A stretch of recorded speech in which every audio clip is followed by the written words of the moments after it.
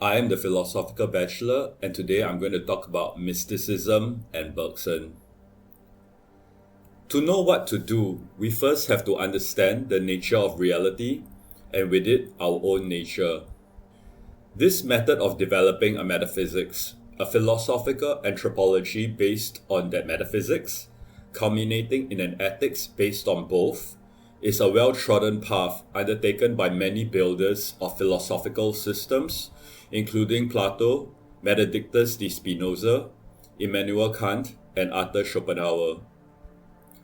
Henri Bergson's last major work, The Two Sources of Morality and Religion, published in 1932, brings together the process, metaphysics, and philosophy of mind he has developed over his lifetime to give us a meta-ethics.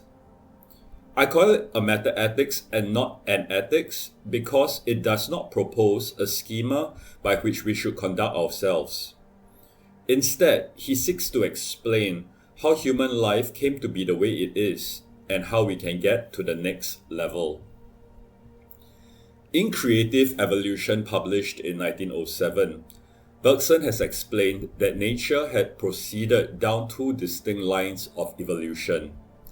At the end of the first is the perfection of instinct. We see this in bees and ants.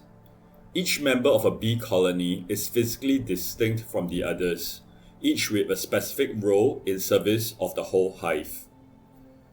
If a bee has to perish in order to preserve the hive, it will do so, seemingly without hesitation. The degree of freedom an individual bee needs to thrive is minimal. Too much freedom will in fact doom it, since apart from the hive, it cannot survive. Its instinct directs its actions, and we can imagine that it does not even feel or cognize this as a limitation. At the end of the second line of evolution is the perfection of intelligence. Its instinct directs its actions, and we can imagine that it does not even feel or cognize this as a limitation, if indeed bees have the capacity for feelings or cognition. At the end of the second line of evolution is the perfection of intelligence, of which the paramount species is human beings. Liberty is a necessary accompaniment of intelligence, since there is no point in being able to think about possible actions without the possibility of carrying them out. The bees are themselves tools to carry out distinct functions in service of their hives, while human beings have to use their intelligence to develop tools in order to preserve and better their lives, according to Bergson. We are Homo faber, or man the maker. The picture Bergson presents is of a nature which is intentional, directed towards the propagation and the extension of life by a force he calls the elan vital, variously translated as the life force or the vital impetus. Nature as represented by the multitude of species of living things develops over time through evolution. Though evolution for Bergson is not merely Charles Darwin's theory of random mutations in natural selection. Octopi and human beings, two different species with vastly different physiologies and living environments, arrive at the same solution for their eyes because they face the same problem, a need for vision. Evolution is not about putting together parts to get to a solution, but it's about blocking obstacles in order to arrive at a suitable one. It is about canalizing the plenitude of the elan vital to arrive at a suitable solution. It is no surprise then that the same problem finds the same solution. Bergson tells us that the elan vital is not God, not an omniscient creator that already has all the answers in advance, but a current that surges through all living beings, a kind of cosmic consciousness, a principle of life that animates all living things. I speak more about the elan vital and his book Creative Evolution in a previous video, so please check that out if you like. Up to here, this is the first part of the first chapter of Two Sources, where Bergson summarizes the ideas of creative evolution so as to bring us to the main thesis of Two Sources. He next posits what has since been confirmed. Habits are not transmitted through our genes. We are, however, by our nature social animals, not unlike many animals, including those who are highly reliant on instinct such as bees and ants. We live in groups, and to be able to live in groups, we need certain norms, some of which later become formalized as laws. Our intelligence would suggest to us that we put our needs as individuals first, above our group, while the instinct of the bees tell them to place the hive above the needs of their individual selves. Hence, to ensure the continuance of the species, which is what the Elan Vital is interested to do, our intelligence need to somehow be reined in to care also for our group.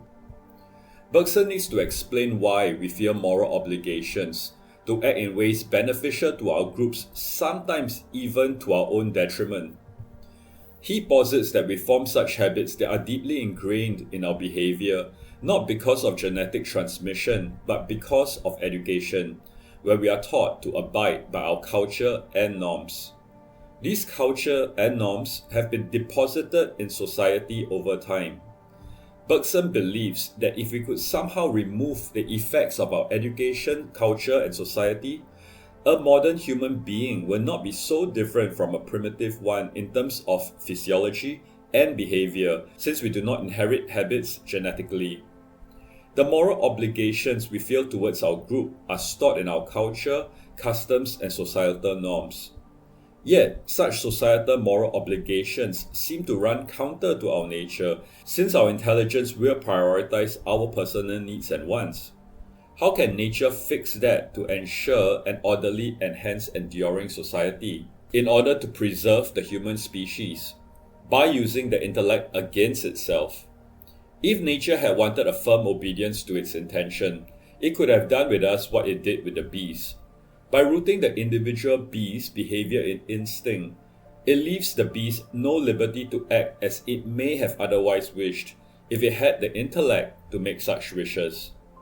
But in evolving away from instinct towards intelligence in its second line of evolution, nature must allow liberty for the intelligence to be used, and yet not allow this intelligence to doom the species through too much individualistic self-interest. Human intellect has the power of representation to imagine what is not physically and immediately present. We are hence able to imagine and tell ourselves stories.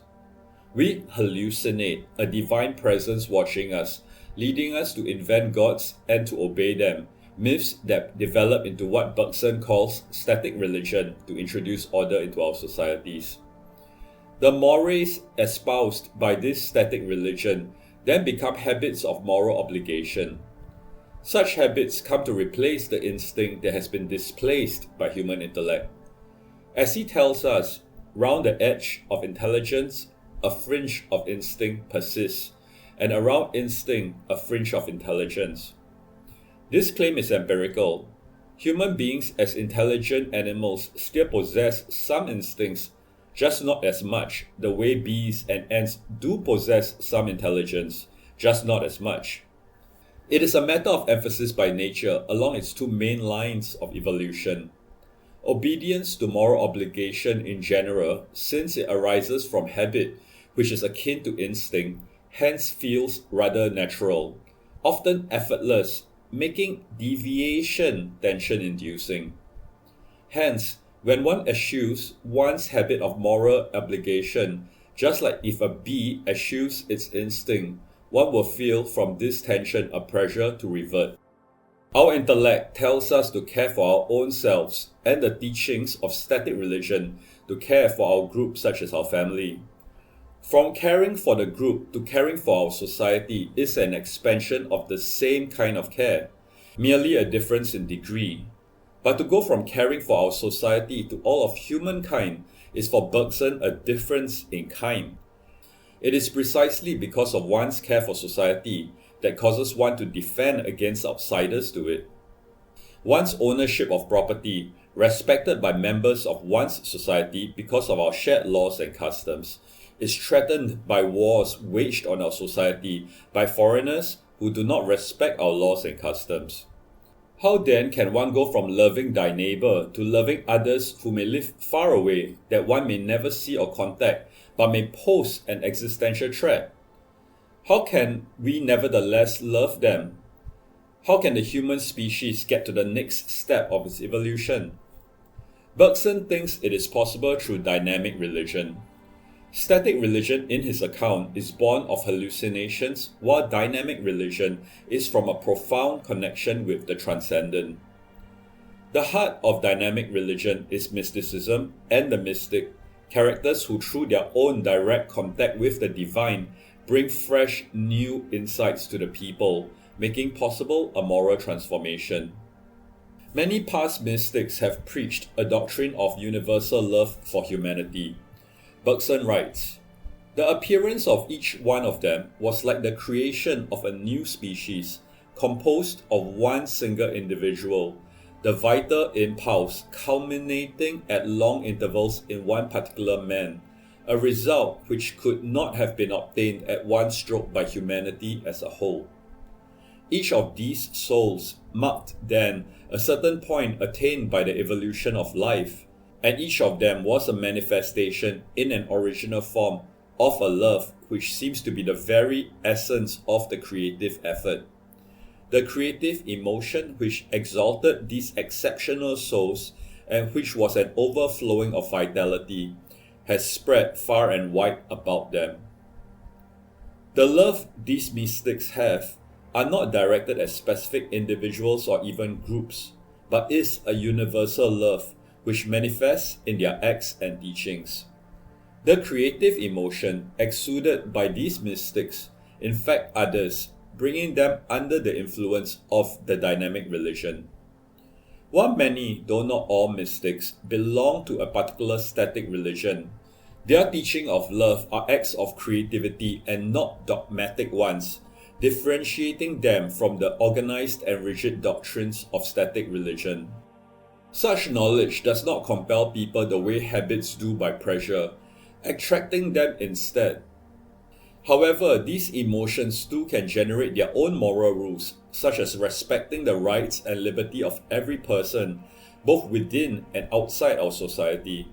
Its method of generation similar to how the rules of static religion and the mores of society are generated and propagated. However, to await a messianic figure to lead the way may be futile. Hence, Bergson suggests that we embark on a science of spirit, a psychical research to investigate the human soul, to make the effort required for fulfilling the essential function of the universe, which is a machine for the making of gods. He is in effect suggesting that we, as a society, should systematically through our research institutions help those among us with the ability to directly connect with the divine do so, in order that those less able to can also be elevated. In conclusion, the two sources of morality and religion according to Bergson are 1. Habit leading to moral obligation in a closed society through static religion, resulting in social cohesion but war, and 2. The creative emotion from mysticism leading to an open society encompassing all humankind through dynamic religion, resulting in a universal love and hence peace. In two sources, Bergson refers to the horrors of the First World War and hints at how the then nascent nuclear science may, in being able to liberate energy from the atom, bring us further than what fossil fuels and the Industrial Revolution has done for humankind. He died in 1941, an indirect victim of the Nazi pogrom, not living long enough for the optimism he had for nuclear energy to turn to horror in the face of the bombing of Hiroshima and Nagasaki in 1945. His message remains as relevant today as in his time, with the current rising tide of nationalism amid global geopolitical struggles over territory and ownership, set to intensify as climate change worsens the living conditions of the already vulnerable and threatens the sufficiency of basic resources like food, water, and fuel. We still need to learn how to evolve from our closed society mindset towards an open society comprising all of humanity. False prophets are aplenty. Study of spirit in the academy remains restricted to the theology and perhaps philosophy departments. Spirituality is still considered unscientific by many, a remnant from the Age of Enlightenment where humankind shifted away from faith towards reason. It was a hard-fought battle against dogma, and even today, centuries later, we have to be careful not to give up our gains. Yet even as membership in organized religion continues to decline in many countries, the interest in spirituality is on the rise globally. I personally feel Bergson's call to action for society to develop its institutions towards the study of spirit to be unlikely, if not untenable, given the increasing secularism. However, if we instead take it to be a personal challenge to shift away from dogmatism towards a sincere search for a direct and intimate connection to the Elan Vital, his call may be fruitful. We should not view two sources as an attack on organized religions. Bergson explains how their role as static religions have preserved societies, though it has also given rise to war. Today, more than in Bergson's time, we have to move beyond territorial borders as what defines us as people, because we collectively possess the capacity to destroy not just territories, but the entire world, if not through nuclear apocalypse, then through runaway climate change. Both these and many problems cannot be solved unilaterally but require global cooperation. Today more than ever, nations are intimately connected by the trade flows of money, goods, services, and labor. But more profoundly than that, we also collectively participate in the information flows of ideas and cultures of others far away, thanks to the advent of travel and telecommunication technologies. Jeans are worn not just by American cowboys, but people in Kenya. Korean pop music can be heard in Europe also. Chinese, Thai, Indian, Japanese, Italian, and French food can be enjoyed in many cities outside their respective countries of origin. Flights are available to almost any country, which also explains why COVID-19 left no country untouched. When we read about or watch tragedy unfold in distant places, we cannot help but suffer in sympathy. We are at risk of being desensitized by the continuous onslaught of suffering televised into our homes. We must not let that happen. Bergson is French, and he explains his country's democratic ethos as represented in its national motto, Liberté, Égalité, Fraternité. Liberty and equality are at odds with each other unless they are brought together by fraternity. For greater economic equality, the liberty to pursue wealth needs to be tempered for some. This may turn out to be unjust unless one is willing to trade off one's advantage in order to raise another out of disadvantage. How can one be willing if not out of solidarity and compassion for one's fellow human being? He writes, "The essential thing is fraternity, a fact which will make it possible to say that democracy is evangelical in essence and that its motive power is love. We need to learn that there is only one race, and that is the human race, and that the human race has an immense responsibility for one another, for our world, and for all that is in it." We certainly can learn much from the wisdom traditions of organized religions, which after all have given us the greatest mystics of all time in the forms of their founders, and whose teachings are well preserved in their scriptures and holy books. But perhaps we should keep in mind Bergson's notion that the stuff of dynamic religion is not the specifics of any static religion, but the universal principles and creative emotions taught and exemplified by their mystics. Then perhaps religion can cease to be a source of division and strife, but in its diversity, a source of unity for all people and universal love. Thank you for listening to the Philosophical Bachelor.